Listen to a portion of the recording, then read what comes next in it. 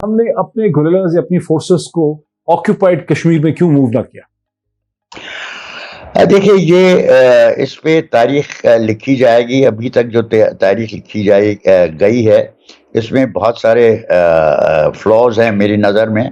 अगर मैं अपनी अपनी तजर्बा बताऊं 1965 की जंग का, तो मेरी नज़र में ये एक हद तक मिसकैलकुलेशन थी, और मिसकैलकुलेशन इसी बिना पे थी जो जिसका आपने जिक्र किया कि 1962 में हिंदुस्तानियों की शिकस्त हुई थी चीन के साथ लड़ाई में, और वो कुछ डिमोरलाइज थे, और उस पे और हमारे पास ये ख्याल था कि हमारे साथ अभी जो जिन पे हम रिलाय किया करते थे, ख़ास तौर पे अमरीकियों के, तो उन्होंने जो हमारे साथ डायलॉग शुरू करवाई, और उस डायलॉग में भुट्टो साहब ने स्वर्ण सिंह के साथ बातचीत की। उस बातचीत में से जो जिन नताइज का हमें उम्मीद थी वो नताइज न निकले, और उसको आपने कन्वर्ट कर दिया कि ये सिर्फ एक टेरिटोरियल इश्यू है, और इसमें क्या चिनाब लाइन बनेगी, दूसरी लाइन बनेगी, और स्वर्ण सिंह ने हर चीज़ को ठुकरा दिया था। तो ये एक हद तक बैकग्राउंड था। दूसरा बैकग्राउंड जिसका मैं जिक्र कर सकता हूँ वो ये कि मैं मॉस्को में पोस्टेड था, और मॉस्को में जब ताशकंद की मीटिंग्स हुई तो मैं अकेला था, क्योंकि हमारे सफ़ीर ताशकंद गए हुए थे प्रेसिडेंट के साथ, और वहाँ पे जो बातचीत हुई उसकी मुझे भिनक पड़ती रहती थी। मैं नहीं कहता कि मुझे पूरी तरह से ब्रीफ किया गया, लेकिन मुझे वहाँ पे ब्रीफिंग मिलती थी, और मुझे ज़्यादा पता उनसे चलता था जो सीनियर ब्रिटिश एम्बेसडर थे, अमेरिकन एम्बेसडर थे, जिनको पूरी तरह से इत्तला ताशकंद से आ रही थी। उसमें ये वाज़े हो रहा था कि साहब दुनिया ने और जो उस वक्त की ताकतें थी, जिसमें सोवियत यूनियन एक तरफ और अमेरिका दूसरी तरफ, उन्होंने ये किया हुआ था कि साहब अब किसी किस्म का मुआहदा होगा, और उस मुआहदे में हिंदुस्तान का वज़न ज़्यादा असरअंदाज होगा, और उसकी वजह से जो अब उसके बाद शास्त्री साहब की वफात हो गई, तो वो एक और पहलू था। लेकिन उस वक्त मुझे लगा कि कुशीगन जो कर रहे थे, ये भुट्टो सोरेन सिंह डायलॉग था, जो जुल्फिकार अली भुट्टो और सोरेन सिंह डायलॉग था, जो अमरीकियों ने इनिशिएट करवाया हिंदुस्तान और चीन की जंग के बाद 1962 में, जब हमें चीन ने कहा कि आपके पास मौका है, और हमें अमेरिका ने कहा कि नहीं, हम आपका हल निकालते हैं। और उस वक्त आई थिंक पीटर गालबर्ग या जॉन गालबर्ग जो थे वो एम्बेसडर थे हिंदुस्तान में, और पंडित नेहरू को खतरा था कि पाकिस्तान 1962 में लद्दाख का फायदा उठाएगा। वो खौफजदा थे, उन्होंने अमेरिकन को एक्टिवेट किया।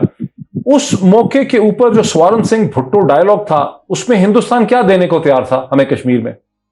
देखिए वो आठ राउंड हुए थे, और उन 8 राउंड की शाही साहब ने एक बहुत डिटेल्ड हिस्ट्री लिखी थी अपने कंजम्पशन के लिए।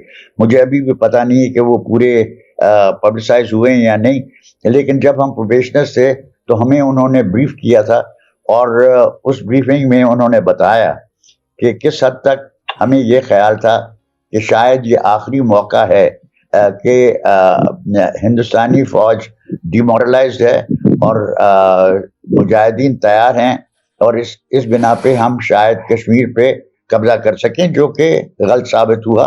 और उसमें न गुज्जर न औरों ने उस किस्म का साथ। 65 में हमने उस वक्त इंटरवीन किया मकबूजा कश्मीर में, जब हमारे पास कोई खास तैयारी नहीं थी, और वो बहुत बेहतर अपने आप को रीऑर्गेनाइज कर चुके थे, और उन्होंने हमला कर दिया सियालकोट लाहौर के ऊपर, और प्रेशर रिलीव कर लिया उन्होंने। हमसे स्ट्रेटेजिक मिसकैलकुलेशन हुई।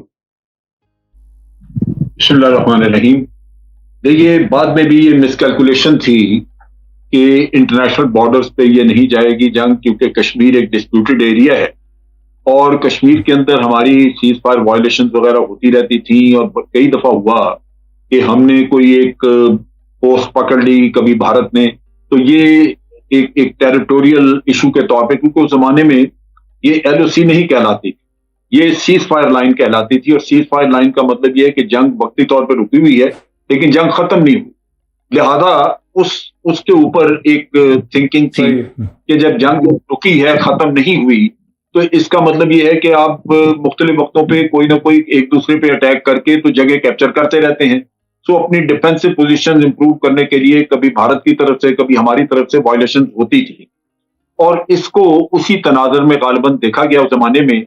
मिसकैलकुलेशन ये थी कि इंडिया ने अपनी ट्रुप्स भी मोबिलाइज किए और वो इंटरनेशनल बॉर्डर्स पे उसने आके अटैक किया, जबकि इसकी कहा जाता है, मुझे इसका खुद तो डायरेक्ट इल्म नहीं है, मैं was a very junior officer then, लेकिन ये कि हिस्ट्री में ये लिखा हुआ है कि उस वक्त भुट्टो साहब ने इस बात की एश्योरेंस दी थी, जो नेचुरली उन्होंने इधर उधर मुख्तलिफ मुल्कों में डिस्कस करके तो कुछ फीलिंग्स ली होंगी कि इंटरनेशनल बॉर्डर्स पे कुछ नहीं होगा। तो कश्मीर में तो आपको काफी सक्सेस मिल रही थी। कश्मीर में ऑपरेशन जो है वो इंटरनेशनल बॉर्डर्स पे अटैक होने के बाद रुका, वरना जो आपने अखनूर और जो जौड़िया साइड पे जो आपने एफर्ट की थी, वो आपकी खासी सक्सेसफुल एफर्ट जा रही थी, और हो सकता है कि अगर जंग उधर ही रहती तो वो आपकी कश्मीर कट ऑफ हो जाता भारत का। लेकिन ये मनूवर नाकाम हुई इसी वजह से, और भारत को नजर आ गया था कि ये पाकिस्तान की मनूवर कामयाब हो जाएगी, अगर ये उन्होंने इंटरनेशनल बॉर्डर्स पे ना महाज खोला तो पाकिस्तान इधर से रुकेगा नहीं। नतीजा ये कि उन्होंने जब इंटरनेशनल बॉर्डर्स पे किया तो फिर कश्मीर का सारा कैसा रुक गया। तो ये मेरा ख्याल है मिसकैलकुलेशन ज्यादा सीरियस ये हुई, वरना तो लेकिन अच्छा, अब ठीक है, मैं फिर आता हूं आपकी तरफ। बड़ी बड़ी बड़ी इंटरेस्टिंग ये डिस्कशन है, बड़ी इंफॉर्मेटिव ये डिस्कशन है, बड़ी मुख्तलिफ किस्म की ये डिस्कशन है। हमारे यहाँ होती नहीं है ऐसी डिस्कशन कभी। जरा मेरे साथ रुकें। डॉक्टर फारूक बाजवा, आपका लाइफ लॉन्ग आपने रिसर्च की है मिलिट्री कॉन्फ्लिक्ट के ऊपर, और आपकी किताब जो है from Kutch to Tashkent, excellent book. Zulfikar Ali Bhutto ने, शायद आपने अपनी किताब में लिखा है, लेकिन स्टैनली वॉलप्रेट ने अपनी किताब में लिखा है कि जुल्फिकार अली भुट्टो ने, जब अयूब खान वाज फ्यूरियस, जब हिंदुस्तान ने लाहौर और उस पर हमला कर दिया, तो अयूब खान वाज फ्यूरियस के भुट्टो ने एश्योरेंसेस दी थी कि हिंदुस्तान इंटरनेशनल बॉर्डर को क्रॉस नहीं करेगा, उस तरफ टैंक लेके नहीं आएगा। तो भुट्टो ने उस वक्त एक नोट भी लिखा था 1 पेज का, जो फाइलों में मौजूद है, जिसमें जुल्फिकार अली भुट्टो ने कहा कि मैं ये समझता हूं कि हिंदुस्तान ने जो ये जुर्रत की है, हिम्मत की है, ये अमेरिका की टैसिट यानी सपोर्ट या उनकी एनकरेजमेंट के बगैर नहीं हो सकती। गालिबन जुल्फिकार अली भुट्टो का आर्गुमेंट ये था, being an international relations person, कि हम उस वक्त सीटो सेंटो के मेंबर थे, अमेरिका के वेस्टर्न डिफेंस अलायंस का हिस्सा थे, जिसको हमने बाद में छोड़ा। तो जाहिर है कि हिंदुस्तान को ये कैलकुलेशन तो करनी थी कि वो एक अमेरिकन एलाय के ऊपर चढ़ के दौड़ रहा है, लेकिन उन्होंने परवाह नहीं की और उन्होंने इंटरनेशनल बॉर्डर क्रॉस किया। और उससे पहले, जैसे जान साहब ने कहा कि सीज फायर लाइन थी, वर्किंग बाउंड्री टाइप चीज थी, तो वो तो हम तो 1948 में भी 1 साल लड़ते रहे थे। तो भुट्टो की असम्पशन ये थी कि हम कश्मीर में हिंदुस्तान के खिलाफ लड़ सकते हैं, ग्राउंड गेन कर सकते हैं, हिंदुस्तान को नेगोशिएशन टेबल पर ला सकते हैं। अमेरिका और इंडिया के दरमियान एक टैसिट एग्रीमेंट होता, व्हाट डू यू थिंक? मैं नहीं मानता। अच्छा, उसकी 2-3 वजह। क्या वजह?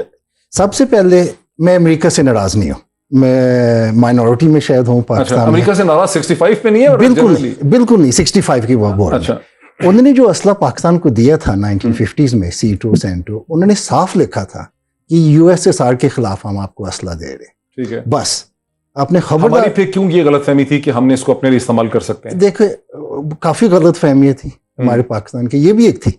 हमने सोचा कि जल्दी जल्दी जंग खत्म करेंगे, या इंडिया को ऐसा डराएंगे कि वो अमेरिका के पास भागेंगे कि आप सीज फायर कराएं, तो प्लेबिसाइड कराएं, जैसे कच्छ में हुआ था। जनवरी से जून तक, जनवरी 1965 में पाकिस्तान ने कच्छ में इंडिया को काफी प्रेशर में डाला था। अमेरिका और अंग्रेजा ने प्रेशर डाल के एक कहा था कि एक बाइंडिंग आर्बिट्रेशन करवाते। ठीक है, पाकिस्तान ने वो देखा, उन्होंने कहा जबरदस्त, कश्मीर में रिपीट करते। सो दे थॉट कि एक फार्मूला बन गया है, फार्मूला बन गया कच्छ टू ताशकंद। अच्छा, कि हम ऐसे करें कि इंडिया को डरा दें अखनूर में। अखनूर एक्चुअली, मैं जनरल साहब से थोड़ा सा इख्तलाफ करता हूँ, अखनूर 3 सितंबर को हम कब्जा कर सकते थे, बिल्कुल कर सकते थे, हमने नहीं किया। अख्तर मलिक को क्यों अख्तर मलिक को चेंज किया, याया खान को लाए, 2 दिन बैठे रहे। 6 सितंबर से पहले हम अखनूर को कैप्चर कर सकते। मकसद क्या था कि हिंदुस्तान ज्यादा नाराज ना हो जाए, एक तो ज्यादा नाराज, और लाहौर पे ना हमला करे। अच्छा। ये हमारी सोच थी कि अगर हमने अखनूर को कैप्चर किया, लाहौर पे लाजमी वो करेंगे। जनरल साहब, अयूब खान और मूसा ये सोच रहे थे कि अखनूर को ना लिया जाए, इसीलिए अख्तर मलिक को चेंज किया, कमांड चेंज कर दी। याया खान ने 2 दिन जाया किए, अखनूर फॉल कर जाता तो हम जम्मू की तरफ बड़ी तेजी से मूव कर सकते थे, लेकिन हम मूव ही नहीं करना चाह रहे थे। क्या कहेंगे आप? ये ऐसे नहीं था, जहां तक मेरी अंडरस्टैंडिंग है। मैंने आर्मी में मुख्तलिफ वक्तों पे मुख्तलिफ लोगों से जो डिस्कशन होती रही, खासतौर पे उस जमाने में, वहां एक पर्सनल इशू था। जनरल याहिया को वो सामने लाना चाहते थे यूब खान, और उनको नजर आ रहा था कि अखनूर अब बिल्कुल हमारे हाथ में है। ये कमांड यानी बदलना उनके लिए सिर्फ यही था कि ये ट्रॉफी जनरल याहिया को मिल जाए, क्योंकि उसको वो आगे चीफ बनाना चाह रहे। नहीं सर, लेकिन कमांड आपने बदल दी। एक जीती हुई जंग में आप डायनेमिक थे। नहीं बट जान साहब, हमारा मूवमेंट था, हमारा आर्मोर मूवमेंट हो रही थी, हम अखनौर में दाखिल हो सकते थे चंद घंटों में। आपने कमांड चेंज कर दी, 2 दिन जाया हो गए, इंडियंस को रीग्रुप और रीऑर्गेनाइज करने का मौका मिल गया। मैं वही तो कह रहा हूं कि एक छोटा मकसद हासिल करने के लिए आपने एक बहुत बड़ा मकसद जो है वो सेक्रीफाइस किया। ये एक बहुत बड़ी गलती थी।